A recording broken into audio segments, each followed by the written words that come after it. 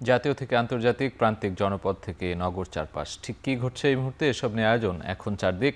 পুরো আয়োজনের সঙ্গে আছি সাজিদ আরাফাত। ফেব্রুয়ারির মধ্যে নির্বাচন আয়োজনে কোনো অসুবিধা নেই, এর মধ্যেই পুরোপুরিভাবে সরকার প্রস্তুত থাকবে বলে জানিয়েছেন স্বরাষ্ট্র উপদেষ্টা জাহাঙ্গীর আলম চৌধুরী। সকালে রাজধানীর গাবতলীতে কৃষি উন্নয়ন কর্পোরেশন হিমাগার ও কেন্দ্রীয় বীজ পরীক্ষাগার পরিদর্শন শেষে গণমাধ্যমের সঙ্গে আলাপকালে এসব কথা বলেন কৃষি ও স্বরাষ্ট্র উপদেষ্টা বলেন, জনগণ নির্বাচনমুখী, তাই নির্বাচন নিয়ে কোনো ষড়যন্ত্র কাজে আসবে না। নির্বাচন বানচালে যারা ষড়যন্ত্র করছে, সরকার শক্ত হাতে তাদের প্রতিহত করবে। অবৈধ অস্ত্র উদ্ধারের বিষয়টি একটি চলমান প্রক্রিয়া জানিয়ে তিনি বলেন, নির্বাচনের আগে অস্ত্র উদ্ধার অভিযান আরও জোরালো করা হবে। এছাড়াও সীমান্ত সুরক্ষিত রয়েছে বলেও মন্তব্য করেন উপদেষ্টা।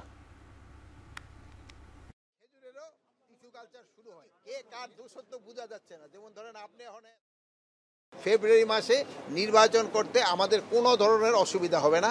আমাদের চিফ অ্যাডভাইজার, মাননীয় চিফ অ্যাডভাইজার যে রোড ম্যাপটা মানে ডেটটা বলে দিচ্ছে, আমার রোড ম্যাপটা তো ইলেকশন কমিশন দিবে। আমরা ওইভাবে আমরা ইলেকশন করার জন্য প্রস্তুতি নিচ্ছি এবং আমরা ওই সময় পুরোভাবে প্রস্তুত থাকবো। আমাদের সীমান্ত নিরাপদ এবং সুরক্ষিত। আপনাদের আমাদের জনগণও কিন্তু সাংঘাতিক সচেতন।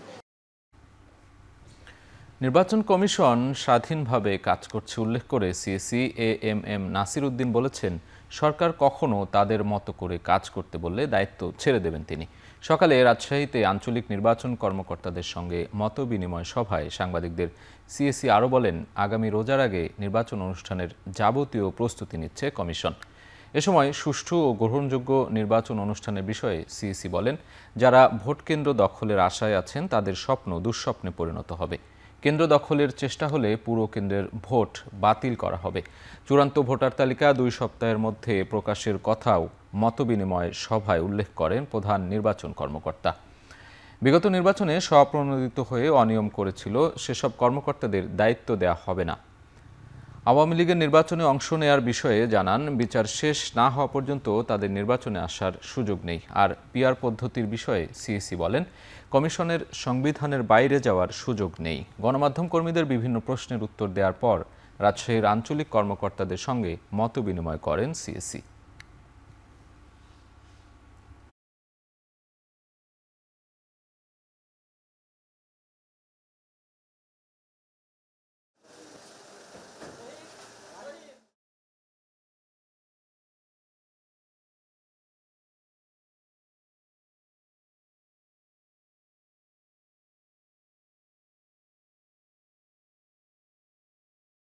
আমাদের অফিসাররা জানে যে এখনকার যে নির্বাচন কমিশন তারা কোনো পক্ষপাতিত্ব করছে না, তারা আইন অনুযায়ী প্রফেশনালি নিউট্রালি কাজ করতে চায়।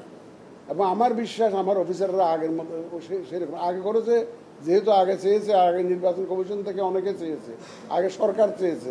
আমাদের বলতে দ্বিধা নাই, যেদিন সরকার চাইবে সেদিন নাসিরউদ্দিন এই চেয়ারে থাকবে না, এটা ধরে রাখেন। যদি সরকার চাইবে তার ওনার হুকুম মতো কাজ করতে, নাসিরউদ্দিন আমাকে এই চেয়ারে দেখবেন আপনারা। সুষ্ঠু নির্বাচনের মাধ্যমে জনপ্রতিনিধিত্বমূলক সরকার গঠন করা গেলে জনগণের কাছে জবাবদিহি নিশ্চিত করা সম্ভব হবে বলে জানিয়েছেন বিএনপি মহাসচিব। সকালে প্রেসক্লাবের সামাজিক সুরক্ষা কতটা সুরক্ষিত বিষয়ে আলোচনায় তিনি আরও বলেন, আমলারাই সব সিদ্ধান্ত নেন, অনেক ক্ষেত্রে বিভিন্ন মন্ত্রণালয়ের উপদেষ্টারা অসহায়। ঐক্যবদ্ধ থেকে দুর্নীতির ঊর্ধ্বে উঠে ভবিষ্যৎ তৈরির জন্য সবাইকে কাজ করার আহ্বান জানান তিনি। আমার অভিজ্ঞতা থেকে বলছি আপনাকে, আপনি সেক্রেটারিয়েটে যাবেন, জানি এরপরে আমার অনেক কথা বলবেন। সেক্রেটারিয়েটে গেলে ওই যে আমলারা বসে আছে, তারাই সবকিছু নির্ধারণ করেন।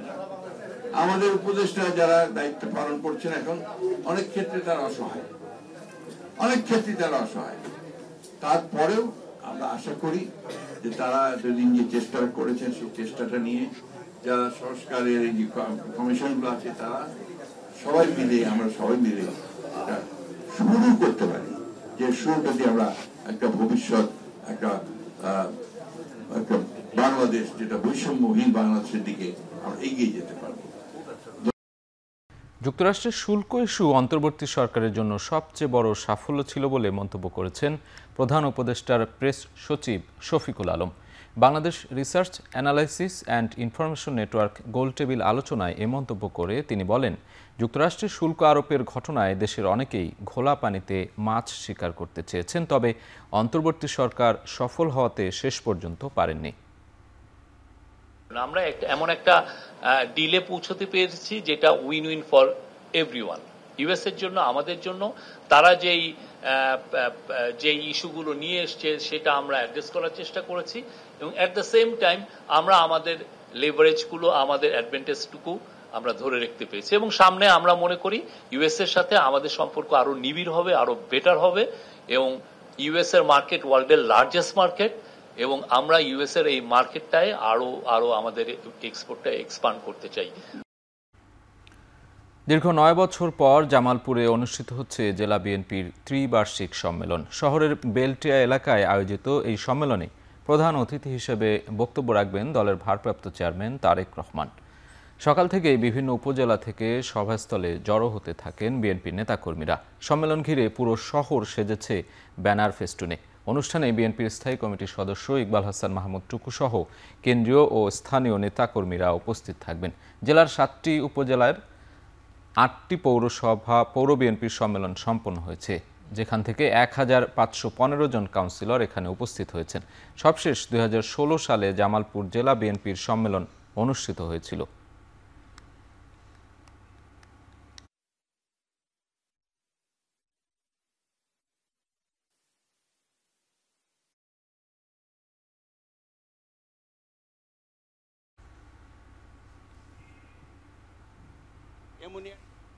চাই অদূর ভবিষ্যতে বাংলাদেশ জাতীয়তাবাদী দল জামালপুর জেলা শাখায় যেন একটি সুন্দর সংগঠন আমাদেরকে আজকে যে কেন্দ্রীয় নেতৃবৃন্দ উপহার দেবে।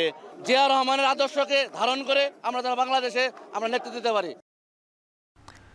নারায়ণগঞ্জের সিদ্ধিরগঞ্জে গ্যাস লিকেজ থেকে বিস্ফোরণে দগ্ধ একই পরিবারের 9 জনের মধ্যে 3 জনের অবস্থায় সংকটাপন্ন। জাতীয় বার্ন ও প্লাস্টিক সার্জারি ইনস্টিটিউটের এইচডিইউতে ভর্তি আছেন 6 জন।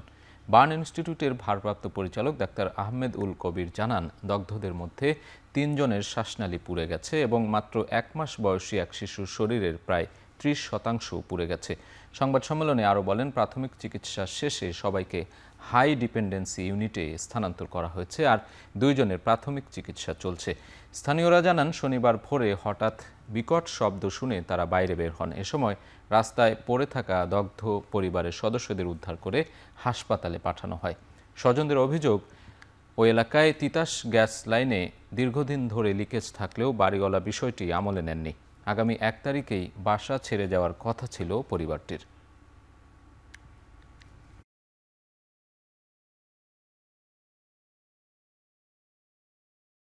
বাড়িওয়ালারা যখন বলছে, উনি যদি এটা সঠিকভাবে এটা তদারকি নিয়ে ঠিক করতো তাহলে আজকে এই দুর্ঘটনা ঘটতো না। 3টে বাজে বোমের মতন একটা আওয়াজ আইছে, পরে আমরা ঘুমনে উঠে যাই দেখি যে হাসানের ওই ভয়াবহ শরীর গ্যাসের আর কি লিক করিয়া এবার বাস্ট হয়েছে আর কি। মাইলস্টোন স্কুল অ্যান্ড কলেজে বিমান বিধ্বস্তে দগ্ধ আরও এক শিক্ষার্থী মৃত্যুর কাছে হার মানলেন। শনিবার সকাল 8টার দিকে জাতীয় বার্ন ইনস্টিটিউটে 15 বছর বয়সী শিক্ষার্থী তাসনিয়ার মৃত্যু হয়। তার গ্রামের বাড়ি ফরিদপুরের মধুখালী বলে জানা গেছে। এর আগে চলতি মাসের 14 আগস্ট বিমান বিধ্বস্তের ঘটনায় মারা যান মাহফুজা নামে এক শিক্ষিকা। এ ঘটনায় জাতীয় বার্ন ইনস্টিটিউটে এখন পর্যন্ত 20 জন মারা গেছেন আর সর্বমোট মৃত্যুর সংখ্যা 36 জন, যার বেশিরভাগই শিশু। গত 21 জুলাই উত্তরার দিয়াবাড়িতে মাইলস্টোন স্কুল অ্যান্ড কলেজে বিমান বাহিনীর একটি বিমান বিধ্বস্ত হয়।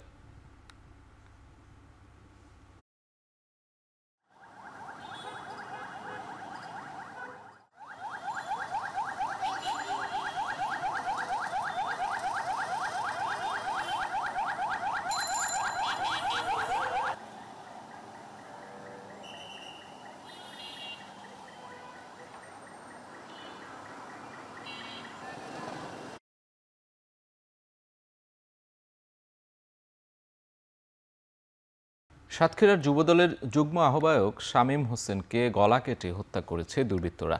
গতকাল রাতে খুলনার ডুমুরিয়ায় নিজ বাসায় এই হত্যাকাণ্ডের ঘটনা ঘটে। স্থানীয়রা জানান, নিহত শামীম হোসেন সাতক্ষীরার তালা উপজেলার উথুলি গ্রামের আব্দুল গফফার শেখের ছেলে ও সাবেক ইউপি সদস্য। গতকাল রাতে দুর্বৃত্তরা ঘরে ঢুকে ধারালো অস্ত্র দিয়ে তাকে হত্যা করে পালিয়ে যায়। সকালে পরিবারের সদস্যরা তার মরদেহ পড়ে থাকতে দেখে পুলিশকে খবর দেয়। এ বিষয়ে তালা উপজেলা যুবদলের সিনিয়র যুগ্ম আহ্বায়ক বলেন, এটি পূর্ব পরিকল্পিত হত্যাকাণ্ড বলে মনে হচ্ছে। তাই হত্যাকারীদের দ্রুত খুঁজে বের করে তাদের শাস্তির আওতায় আনতে হবে।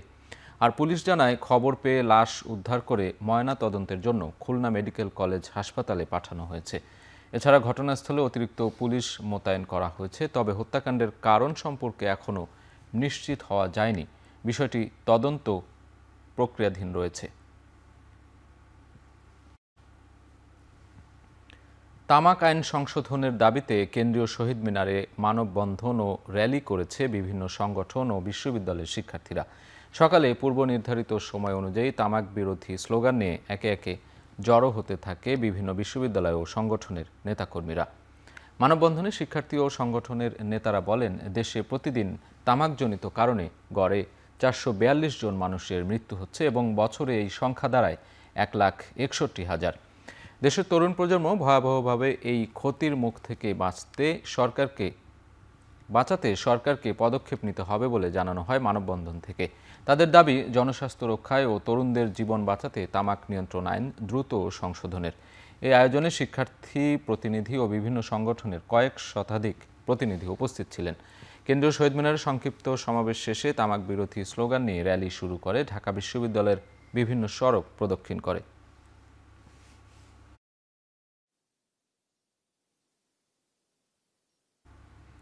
শুল্ক জটিলতা কেটে যাওয়ায় হিলি স্থলবন্দর দিয়ে ভারত থেকে চাল আমদানি বেড়েছে। এতে মানভেদে প্রতি কেজি চালের দাম কমেছে 2 টাকা পর্যন্ত। সকাল থেকে একে একে বন্দরে ঢোকে চালবাহী ট্রাক। শুল্ক জটিলতা কেটে যাওয়ায় প্রতিদিন 90 থেকে প্রায় 100 ট্রাক ভর্তি চাল ঢুকছে বন্দরে। পুরোদমে চলছে খালাস কার্যক্রম। আমদানি করা চালের মধ্যে শম্পা কাটারি ও স্বর্ণা 5 জাতের চাল সবচেয়ে বেশি। বন্দরে সরু জাতের প্রতি কেজি শম্পা কাটারি চাল বিক্রি হচ্ছে 66 থেকে 68 টাকা দরে। সব মিলিয়ে প্রায় 90,000 টন চাল আমদানির অনুমোদন পায় বন্দরের ব্যবসায়ীরা। এর মধ্যে গেল 9 দিনে আমদানি হয়েছে প্রায় 15,000 টন চাল।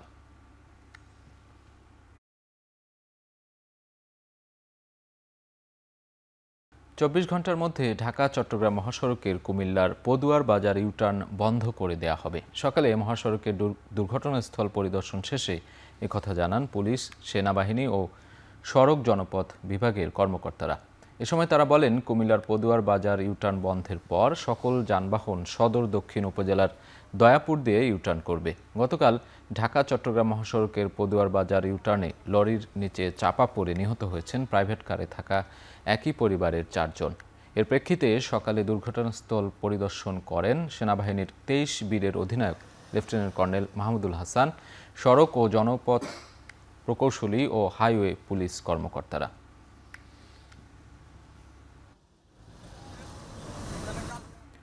আন্তর্জাতিক প্রসঙ্গ, যুক্তরাষ্ট্রের বাফেলোর কাছে পর্যটকবাহী বাস দুর্ঘটনায় নিহতের সংখ্যা বেড়ে দাঁড়িয়েছে 5 জনে। গুরুতর আহত বেশ কয়েকজনকে এয়ার অ্যাম্বুলেন্সে করে হাসপাতালে নেওয়া হয়েছে। বাসটি নায়াগ্রা জলপ্রপাত থেকে নিউ ইয়র্ক সিটিতে ফেরার সময় যুক্তরাষ্ট্র কানাডা সীমান্তে নিয়ন্ত্রণ হারিয়ে খাদে পড়ে। অধিকাংশ যাত্রী সিট বেল্ট না পরায় দুর্ঘটনার সময় অনেকে বাস থেকে ছিটকে পড়েন। দুর্ঘটনার প্রকৃত কারণ অনুসন্ধানে তদন্ত করছে পুলিশ। বাসটিতে সে সময় 1/2 শতাধিক যাত্রী ছিলেন, যাদের সবাই ভারত, চীন ও ফিলিপিন্সের পর্যটক। এ ঘটনায় শোক জানিয়েছেন নিউ ইয়র্ক গভর্নর। এবার ভারতের উত্তরাখণ্ডের চামোলি জেলায় মেঘ ভাঙা বর্ষণের কারণে ক্ষতিগ্রস্ত হয়েছে অসংখ্য অবকাঠামো। এখনও নিখোঁজ বেশ কয়েকজন। স্থানীয় প্রশাসন বলছে, শুক্রবার রাতে মেঘ ভাঙা বৃষ্টির কারণে থারেলি বাজার ও আশপাশের আবাসিক এলাকা ঢেকে গেছে জঞ্জালে। পানির সঙ্গে ভেসে আসছে ধ্বংস হয়ে যাওয়া অবকাঠামোর খণ্ডিত অংশ। উপড়ে যাওয়া গাছ, বৈদ্যুতিক খুঁটি সহ নানা জঞ্জালে ঢেকে গেছে Tharali tehsil office, sub divisional ম্যাজিস্ট্রেটের সরকারি বাসভবন। সাগোয়ারা গ্রামে ধ্বংসস্তূপে এক কিশোরীর চাপা পড়ার খবরে আতঙ্ক বিরাজ করছে পুরো এলাকায়। উদ্ধার অভিযানে সামিল হয়েছেন স্থানীয়রাও। বন্ধ রাখা হয়েছে রাজ্যের প্রধান সড়কগুলো। খেলার প্রসঙ্গ, লিটন দাসকে অধিনায়ক করে শুক্রবার নেদারল্যান্ড সিরিজ ও এশিয়া কাপের জন্য ১৬ সদস্যের দল ঘোষণা করেছে বাংলাদেশ ক্রিকেট বোর্ড। বিসিবির স্কোয়াডে রয়েছে একাধিক চমক। ফিরেছেন নুরুল হাসান সোহান এবং সাইফ হাসান। তবে স্ট্যান্ড বাই রাখা হয়েছে মেহেদী হাসান মিরাজকে। ৩ বছর পর বাংলাদেশ টি-20 দলে ফিরেছেন সোহান। এছাড়া প্রায় ২ বছর আন্তর্জাতিক টি-20-র জন্য ডাক পেয়েছেন সাইফ হাসান। মিরাজ ছাড়া এশিয়া কাপের দলে নেই ওপেনার নাইম শেখ। জায়গা হয়নি সাবেক অধিনায়ক নাজমুল হোসেন শান্তরও। এশিয়া কাপের মূল স্কোয়াডে না থাকলেও স্ট্যান্ড বাই হিসেবে থাকছেন মিরাজ। এছাড়া তালিকায় রয়েছেন সৌম্য সরকার, তানভীর ইসলাম ও হাসান মাহমুদ। যুক্তরাষ্ট্রের ওয়াশিংটন ডিসির কেনেডি সেন্টারে হবে ২০২৬ সালের ফিফা বিশ্বকাপ ফুটবলের ড্র। শুক্রবার ওভাল অফিসে এ ঘোষণা দেন মার্কিন প্রেসিডেন্ট ডোনাল্ড ট্রাম্প। যদিও লাস ভেগাসে এই ড্র অনুষ্ঠিত হবে বলে গুঞ্জন শোনা যাচ্ছিল। ট্রাম্পের ঘোষণার সময় উপস্থিত ছিলেন ফিফা প্রেসিডেন্ট জিয়ান্নি ইনফান্তিনো। এর মধ্যে কেনেডি সেন্টারে সংস্কারে ২৫৭ মিলিয়ন অর্থ ব্যয়ের ঘোষণা দিয়েছেন ট্রাম্প। আগামী ৫ ডিসেম্বর অনুষ্ঠিত হবে বহুল প্রত্যাশিত এই ড্র। সেদিন কেনেডি সেন্টারে পারফর্মিং আর্টের জমকালো আয়োজন রেকর্ড গড়বে বলে জানান মার্কিন প্রেসিডেন্ট। আর সেই অনুষ্ঠানে চেয়ারম্যানের দায়িত্বে থাকবেন ট্রাম্প। যুক্তরাষ্ট্র, কানাডা ও মেক্সিকোর যৌথ উদ্যোগে অনুষ্ঠিত হতে যাচ্ছে এবারের বিশ্বকাপ, যেখানে ৪৮টি দলের অংশগ্রহণে অনুষ্ঠিত হবে ১০৪টি ম্যাচ। কানাডা ও মেক্সিকোতে গ্রুপ পর্বের ২০টি সহ মোট ২৬টি ম্যাচ হওয়ার কথা রয়েছে। বাকি সব ম্যাচ অনুষ্ঠিত হবে যুক্তরাষ্ট্রে। এর সাথে শেষ করছে এখন চারদিক। এখন টেলিভিশন ওয়েবসাইটে দেখতে ভিজিট করুন www.ekhon.tv। এছাড়া ফেসবুকে দেখতে ভিজিট করতে পারেন facebook.com/tv.ekhon। ইউটিউবে দেখতে ভিজিট করুন youtube.com/c/ekhon tv।